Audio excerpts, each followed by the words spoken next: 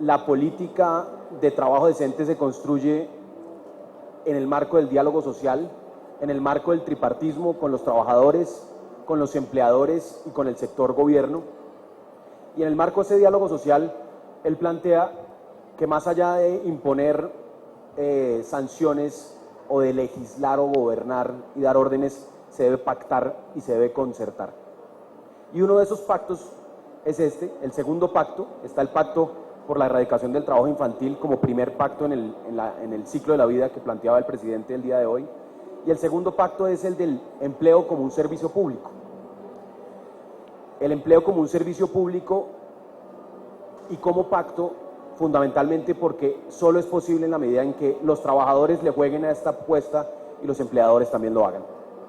Como ustedes saben, en el año 2013 Colombia sancionó la ley 1636, con la cual se crea el servicio público de empleo.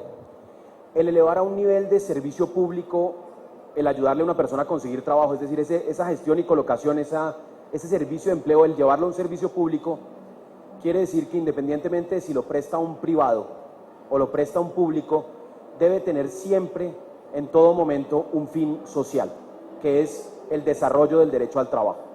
En el marco del desarrollo del derecho al trabajo, el trabajador debe poder recurrir a una instancia pública o privada para que se le asista y se le acompañe en la búsqueda de trabajo, pero más que eso, debe poder recurrir a esa instancia para que si hay limitantes en su perfil, en sus condiciones, para que él acceda a un trabajo, de manera conjunta se superen esas barreras. Hoy presentó el presidente la propuesta de eliminar una barrera muy grande, como lo es la libreta militar para muchos jóvenes, la barrera de la falta de experiencia, la barrera también para ingresar a la carrera administrativa o al sector público. Entonces, en el marco de esa nueva legislación colombiana, se crea una entidad, la Unidad del Servicio Público de Empleo, para integrar bajo una única red a todos los actores que participan aquí. Las cajas de compensación familiar con sus agencias de empleo, el SENA con su agencia de empleo, que es muy importante y es la agencia más grande de todas, las alcaldías que juegan un rol activo creando oficinas de empleo y ayudándole a la gente a buscar empleo, pero también los actores privados, los cazatalentos, las bolsas de empleo de las universidades. Y este modelo colombiano ha sido observado con mucha atención desde el Banco Interamericano de Desarrollo, desde la Unión Europea, porque es singular, y es singular en la medida en que integra en un único esfuerzo actores privados que desarrollan la actividad con ánimo de lucro, como un cazatalento, y actores públicos bajo una serie de reglas de juego. Una regla de juego fundamental es, si el trabajo es un derecho, pues no está bien que le cobren al trabajador por acceder a ese derecho. Entonces, en Colombia, no importa si estamos hablando de una persona sin formación que busca un trabajo como operario para personal no calificado, o si estábamos hablando de un altísimo gerente que busca o que está siendo ubicado a través de un cazatalento, a ninguno de los dos en el marco de esa legislación le pueden cobrar. Y adicionalmente se deben prestar unos servicios con un enfoque humano y un enfoque que esté pensando en desarrollar justamente ese servicio. Pero lo que yo quiero es que los protagonistas de esto, del empleo, la protagonista número uno del empleo en el sector público, del orden nacional y del orden local, de las agencias de empleo, nos cuenten cómo, y Liliana, si me permites, comenzaría contigo, cómo desde la función pública y desde tu administración hemos venido contribuyendo a superar barreras que tienen las personas para acceder, en este caso, obviamente, a aspirar a un trabajo o a un empleo en el sector público. Buenos días para todos. Les agradezco mucho, tienen todos una cara de atención impresionante a pesar del ruido. Muchas gracias. En un evento del Ministerio de Trabajo, la función pública se siente en su casa porque venimos haciendo un trabajo conjunto muy importante. Este panel se llama el Servicio Público de Empleo y podríamos hacer un juego de palabras porque yo tengo a cargo el empleo en el servicio público. Entonces, una primera distinción: la función pública, ustedes lo saben, es un departamento administrativo que tiene nivel ministerial, reportamos al presidente de la República y tenemos a cargo no solamente el tema de empleo público, sino temas de gestión pública, el tema de reducción de trámites, control interno, gestión de calidad, las organizaciones y estructuras de todo el Estado y sobre todo un tema muy importante, la participación ciudadana y la rendición de cuentas en la gestión pública. Tenemos adscrita la Escuela Superior de Administración Pública, ESAP, entidad muy conocida en todo el país. Entonces, contestando a la pregunta del viceministro, pues es muy importante lo que está pasando en el empleo público. Me refiero a lo siguiente. En primer lugar, recordemos que la Constitución dice en su artículo 40, cuando establece las modalidades de participación, todos los ciudadanos tenemos el derecho de participar en las elecciones, de ser elegidos, de utilizar mecanismos de participación. Y hay un numeral que dice, todo ciudadano tiene derecho a acceder al empleo público. Palabras más, palabras menos. Es decir, esta es un derecho que tenemos todos los colombianos. Por esa razón, este derecho se ha ido también armonizando con el principio del mérito. El principio del mérito en Colombia llegó y se quedó. No solamente son normas constitucionales que establecen que para ingresar al servicio público debe primar el mérito y lo mismo para permanecer en el servicio público. Por eso ingresamos todos, salvo algunas excepciones, mediante concurso público. Entonces el viceministro me preguntaba qué están haciendo para facilitar el acceso a ese empleo público. En primer lugar, somos 1.170.000 servidores públicos en todo el Estado, un poco más de 300.000 en la rama ejecutiva. Por regla general, insisto, debemos ingresar mediante un concurso. Estos concursos venían siendo un poco lentos porque hay una instancia autónoma que es la Comisión Nacional del Servicio Civil. No depende del gobierno nacional, es autónoma. Obviamente trabajamos en coordinación, pero no depende del gobierno. Los concursos se venían demorando entre 1 y 2 años. El concurso podía costar, hay un ejemplo que me impresiona mucho y siempre lo menciono, un empleo de un concurso del Centro de Memoria Histórica cuesta 40 millones de pesos. O sea, no el concurso, un empleo de un concurso. Todo esto nos hizo pensar que teníamos que solucionar de la mejor manera, mantener el mérito, mantener el ingreso por concurso, pero facilitarlo. Por eso en el plan de desarrollo quedó absolutamente claro que los concursos serán realizados prioritariamente por el ICFES y mediante el mecanismo de acuerdo marco de precios. ¿Con esto qué vamos a lograr? En primer lugar, pues que los tiempos se disminuyan notablemente y en segundo lugar, que dada la austeridad y las condiciones presupuestales, al abaratar los costos, las entidades puedan realizar todos los concursos e ir disminuyendo la figura de los famosos provisionales. De otra parte, pues también el plan de desarrollo incluyó en toda la política de trabajo digno y decente al empleo público. Hoy yo tuiteaba, el empleo digno y decente debe empezar en la casa. O sea, de este gobierno, de esta casa sale la política del trabajo digno y decente y tenemos que empezar en la casa. Entonces, supongo que en la otra pregunta hablaremos de otras cosas, pero en la que me acabas de hacer de cómo estamos facilitando el acceso, ese primer punto, facilitar los concursos para el ingreso meritocrático. Segundo punto, las plantas temporales. Antes, esa figura que estaba creada legalmente desde el 2004 no se había desarrollado. Entonces, existían esas figuras rarísimas de yo contrato por acá, lo que se ha llamado las nóminas paralelas, que mal llamadas además. Con esta figura hemos permitido que las entidades vinculen a muchos colombianos a trabajos específicos por un tiempo determinado. Estas personas ingresan con todas las condiciones exactamente iguales a las de cualquier servidor público, con todas las prestaciones, con todas las condiciones generales, unas reglas claras, etcétera. Esto ha permitido, bueno, es un trabajo temporal, pero es trabajo, y es trabajo digno. Y ese trabajo temporal permite a muchas de las personas que se vinculan con esta figura que sean reconocidas, que sean identificadas, que conozcan el tejemaneje público y con toda seguridad que los mejores terminan enganchados con otra figura. Esa es una segunda figura que es importante. Lo otro, los difamados contratos de prestación de servicios. Esto hay que desmitificar esta figura. Las entidades públicas siempre necesitan apoyo específico para ciertos temas y son los contratos de prestación de servicios lo que lo permiten. Están avalados por la jurisprudencia, son otra manera de acceder al servicio público. Y para facilitar el acceso venimos trabajando con el viceministro en varias figuras. En primer lugar, enamorar a nuestros jóvenes de lo público. ¿Cuántos aquí son servidores públicos?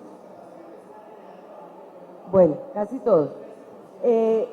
Ustedes saben que la percepción de desconfianza que hay de la ciudadanía hacia nosotros es terrible. El 70-80% de los ciudadanos en las encuestas creen que somos deshonestos. Y pues yo preguntaría a cualquiera de ustedes, ¿nos consideramos deshonestos? No. Entonces tenemos que enamorar a los muchachos para que entren al servicio público. Los mejores talentos jóvenes. Estamos trabajando un símil a la ley del primer empleo para el empleo público, para lo cual vamos a pedir a todas las entidades que generen cargos de profesional 1, es Francisco 1, que no tiene requisitos de experiencia, lo mismo que se está haciendo en el sector privado, para que vayan preparando a sus hermanos chiquitos, a sus hijos, para que enfilen baterías para ingresar con este modelo. Otra manera de enamorarlos para que accedan los mejores talentos, que también estamos desarrollándola con el viceministerio, y es la posibilidad de que los mejores calificados en las mejores universidades hagan prácticas en el sector público con un reconocimiento módico, porque pues somos Estado, no tenemos muchos recursos, pero es la manera también de que nuestros jóvenes talentos conozcan la importancia del sector público y se vinculen. Entonces digamos que estas han sido todas las figuras que de la mano y en coordinación con el Ministerio hemos venido trabajando para que el empleo público o el empleo en el sector público también sea digno y decente. Liliana, muchas gracias. Claudia, para ti también la misma pregunta. Yo creo que eso es una pregunta central para el Servicio Público de Empleo. Nosotros siempre como Servicio Público de Empleo, seguramente al SENA le sucede lo mismo con su agencia y a todas las agencias de las cajas de compensación, las alcaldías y demás agencias que hacen parte de nuestra red, y es el Servicio Público de Empleo siempre lo están midiendo por las colocaciones, cuántas personas se logran colocar, pero realmente pensamos que el punto crítico está en las brechas que tienen las personas para acceder a las vacantes, es decir, la intermediación laboral no es tan fácil en este país, y el punto central y más importante, el trabajo que tenemos que hacer todas las agencias de empleo del país es trabajar por superar esas brechas o retenes que tiene la población para acceder a esas vacantes.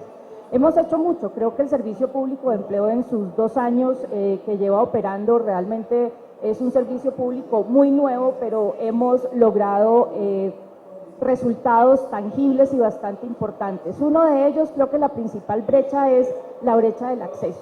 Las personas tienen que tener acceso al servicio público y a las oficinas de empleo. En muchos municipios hoy las personas no saben a dónde acceder o no tienen la información necesaria para acceder a estos servicios de gestión y colocación de empleo. Entonces creo que una primera brecha en la que hemos trabajado es en la brecha del acceso, poner a disposición de los colombianos hoy en 127 municipios del país con 319 centros de empleo para que las personas accedan a estos servicios de gestión y colocación.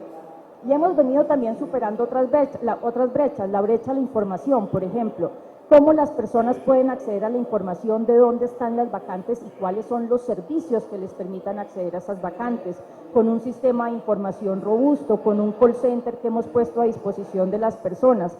Hoy, un punto que debemos trabajar desde el servicio público es cómo las personas tienen la información suficiente para acceder a las oportunidades de trabajo y a la información de las vacantes. Entonces creo que ha sido uno de los grandes retos, apuestas Liliana, yo creo que otro, y en ese sentido de acceder a la información, hemos estado trabajando en un convenio con la función pública, y ese convenio lo que nos permite es que hoy los colombianos accedan a la información de las vacantes del sector público.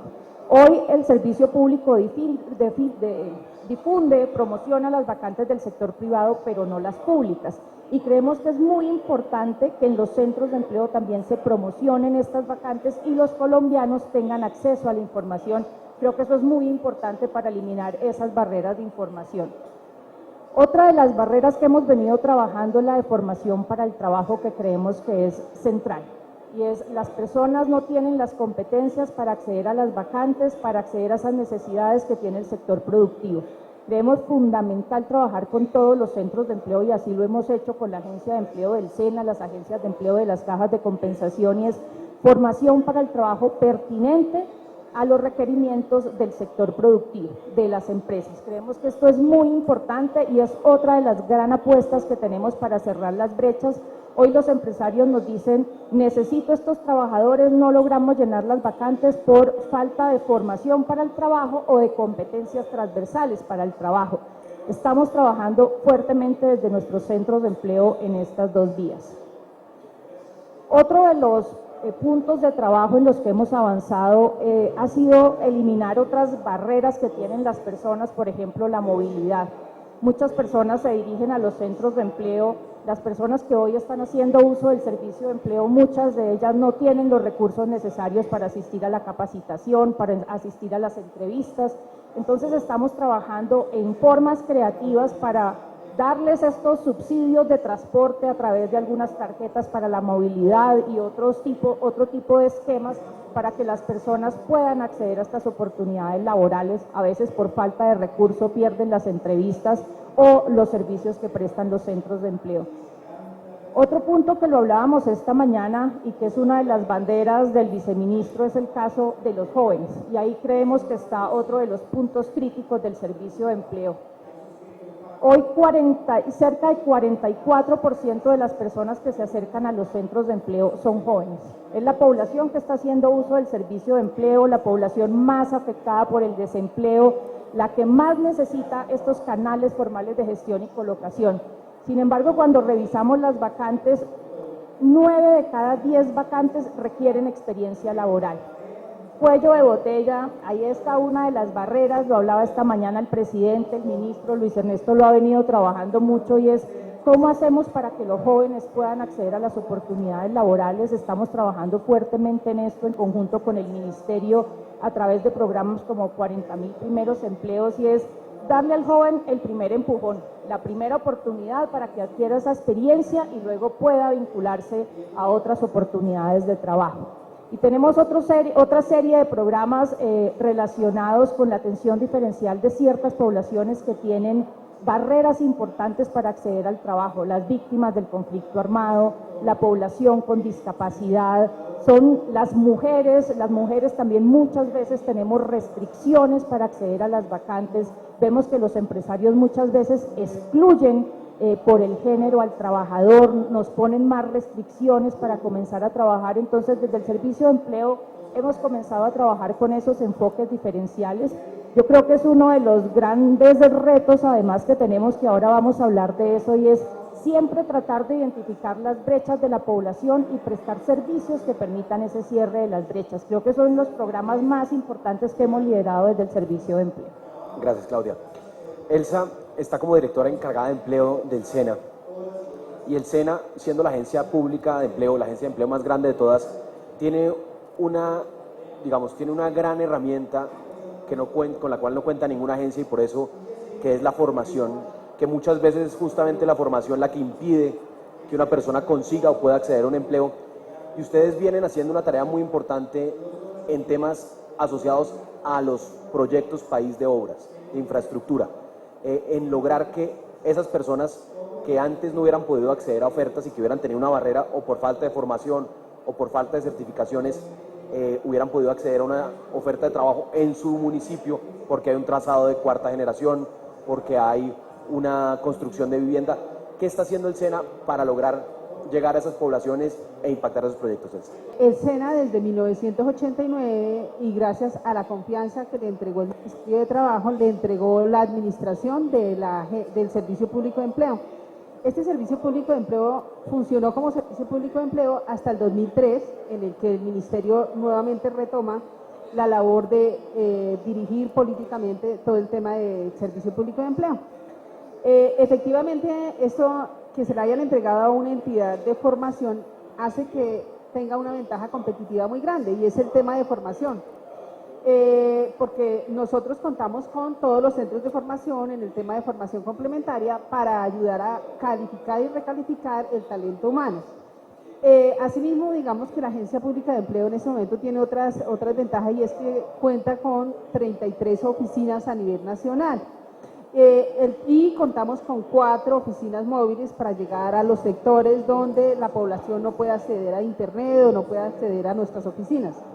Y esto es lo que está permitiendo, con esta infraestructura que tenemos, es lo que permite que trabajemos en algunos proyectos, como el tema de 4G que nos estamos vinculando, como en el tema de vivienda de interés que nos estamos vinculando con el Ministerio en este momento, porque nos permite a nosotros realizar la labor que le compete a la Agencia Pública de Empleo, que es dos labores: la labor de intermediación laboral y la labor de orientación ocupacional. Nosotros, con la información también que obtenemos de todo el tema de vacantes, colocados, inscritos, hacemos algunos análisis de tendencia de las ocupaciones, y esta información de tendencia de ocupaciones se utiliza para hacer la orientación vocacional de las personas. Es decir, podemos decirle a una persona qué es lo que un empresario está solicitando, y nos damos también cuenta qué es lo que el empresario está solicitando a través de estas habilidades y las competencias que coloca en cada una de las vacantes que pone a disposición en la Agencia Pública de Empleo. Y igualmente nosotros, para, digamos, fortalecer todo el tema del Servicio Público de Empleo, porque el Servicio Público de Empleo tiene una, digamos, desventaja a nivel nacional, y es que carece de mucho conocimiento tanto de las personas como de los empresarios. A veces uno llega de un empresario y le cuenta las bondades que tiene un Servicio Público de Empleo, y el empresario le dice: pero yo no conocía estas ventajas que tiene, conocía el SENA de pronto por SENA, pero no conocía que eran las otras actividades que se hacían alrededor del Servicio Público de Empleo. Entonces, el que se haya creado también una entidad que administre el Servicio Público de Empleo es una ventaja competitiva para todo el país en general, porque ayuda a impulsar todo el conocimiento y la divulgación tanto para empresarios como para buscadores de empleo. Y igualmente nosotros trabajamos continuamente con las entidades. El SENA tiene una estructura que es las mesas sectoriales, que hacen, digamos, que los empresarios participan en ellas y que hacen que demos respuesta a toda la formación que está requiriendo el mercado laboral de forma pertinente. Ayer precisamente se firmó un convenio con la Cámara de la Confección, porque la Cámara de la Confección nos decía a nosotros que no había operarios calificados para todo lo que está requiriendo la Cámara de Confección, y hay una expectativa de empleos de 100.000 empleos en los próximos años. Entonces, el SENA rápidamente se adapta a esta formación, y a través de la Agencia Pública de Empleo empieza a ayudar también a hacer la colocación de estas personas. Digamos que a nivel general esto es lo que hace el SENA en el tema de Servicio Público de Empleo. Muchas gracias, Elsa. Aquí hay muchos servidores públicos, como lo viste, Liliana, y servidores públicos que están pensando desde el Ministerio en cómo guiar la política de empleo y de acceso a las ofertas de empleo del Servicio Público de Empleo, de la unidad del SENA, de tu entidad. Y tú dijiste y mencionaste algo que era muy importante en el empleo público, que era que se accedía por mérito y se permanecía en el cargo público por mérito. Y por eso se han establecido una serie de procedimientos que permiten que las personas puedan acceder por mérito y que se puedan evaluar y que puedan permanecer y crecer al interior de la carrera por mérito. Una de las mayores dificultades que encontramos cuando arrancamos con este proyecto, y que seguramente Elsa, que lleva mucho más tiempo en esto, es que hay una cultura en el empleo no público, que hay una cultura en el empleo de las empresas, donde se accede no necesariamente por mérito, sino porque conozco al dueño de la empresa, me remitió la hoja de vida a un pariente, un amigo, y los empresarios no están acostumbrados al conducto formal de decir: voy a poner la vacante en una oficina de empleo y voy a buscar a través de ese proceso, de esa instancia, a mis candidatos. Y entre más se profundiza ese mecanismo, pues más difícil es hacer equidad, como planteó el presidente de la República. Logramos equidad en la medida en que se acceda de manera democrática y equitativa a las ofertas de trabajo en virtud del mérito. Entonces sí me gustaría mucho, Liliana, una reflexión tuya, conociendo también cómo se hace en el sector público, una lección que nos dieras a todos estos servidores públicos que piensan la problemática de cómo logramos cambiar esa cultura del empleo en lo privado, para que busquen el servicio de empleo, para que registren las vacantes y para que usen nuestras hojas de vida. ¿Cómo logramos cambiar esa cultura? Y además tú, con tu historia mocusiana, el tema de la cultura ha estado siempre en el marco de toda tu política pública. Que nos des una lección a estos servidores públicos ávidos de conocimiento. Bueno, como casi todos somos servidores públicos, pues tenemos que recordar que hay algunas restricciones de tipo jurídico. Por ejemplo, infortunadamente no tenemos el concurso de ascenso existente. Yo creo que los que son estudiosos de este tema saben esa dificultad. Nosotros tenemos hoy en día un sistema de empleo público, no un sistema de carrera administrativa. O sea, todavía tenemos la dificultad de que yo ingreso, esos muchachos que yo me quiero conquistar, yo tengo que poderles ofrecer un proyecto de vida que responda a que a mí me evalúan bien, yo trabajo bien, yo tengo oportunidad de ascender y desarrollar mi vida en el empleo público. Eso pasa en la carrera militar, eso pasa en la carrera diplomática, eso pasa en el sector privado. Esta es una dificultad grande porque una persona para subir de un grado a otro, que además a veces las diferencias, aquí estamos en casa, lo sabemos, son de 50.000 pesos, de 100.000 pesos, tengo que competir con muchos particulares. Ese es un tema que hay que corregir. Es de ley, pero lo vamos a hacer. Por eso también estamos trabajando en reducir los grados que hay en los diferentes niveles para evitar esta perversión y también buscando la posibilidad de que haya movilidad horizontal, llaman los técnicos, es decir, que yo, que soy bien evaluado, que soy una persona prometedora, perdón, que soy una persona que trabajo con compromiso, que me he capacitado, pues tenga la posibilidad de mejorar. Entonces, por eso estamos diseñando una figura mediante la cual puedan darse algún tipo de bonificación, comillas, a quienes han cumplido una serie de requisitos. Esto pues va acompañado de algo que hay que acabar, es la cultura del favor, llamo yo, ese tema de que me llamen a ver si yo le hago el favor de recibir la hoja de vida de mi sobrino, de mi tío, etcétera, porque aquí tiene que haber, lo dije, por eso empecé la respuesta primera con ese mandato constitucional. Es un derecho del mismo tamaño que poder votar el de acceder al empleo público. Entonces, esto a veces se nos olvida. Entonces, esto ha venido mejorando mucho. Además del ingreso por carrera, la meritocracia ha crecido y crecido. Por ejemplo, muchos de los que están acá, que sean del nivel directivo de primer nivel, han pasado por lo que llamamos coloquialmente la meritocracia, que es un examen, una prueba que hacemos en la función pública.